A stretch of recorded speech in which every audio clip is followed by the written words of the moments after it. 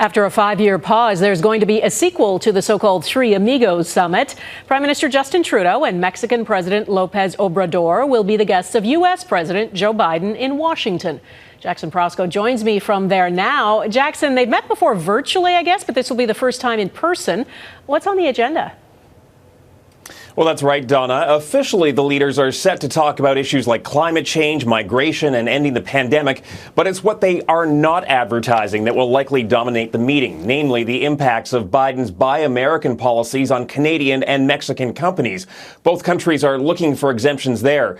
There's also concern about a U.S. tax credit program on electric vehicles that cuts out foreign-made cars. Again, that's a serious concern for the Canadian auto sector.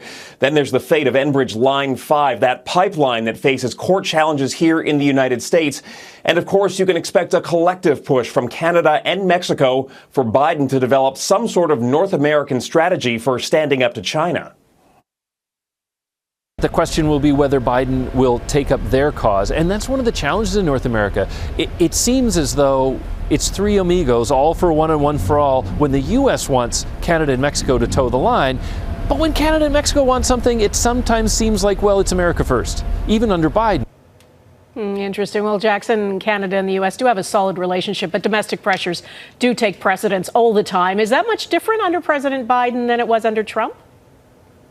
So far, no, and I think that could lead to some real pressure behind the scenes to develop a more reciprocal relationship. That's something that completely vanished in the Trump years and really has not been rebuilt in the first year of the Biden presidency.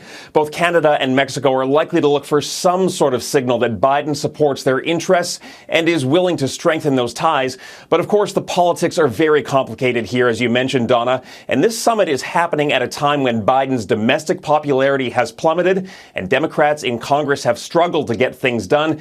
In other words, there may be only so much that Biden can bend on. All right, Jackson Proskow in Washington. Thanks.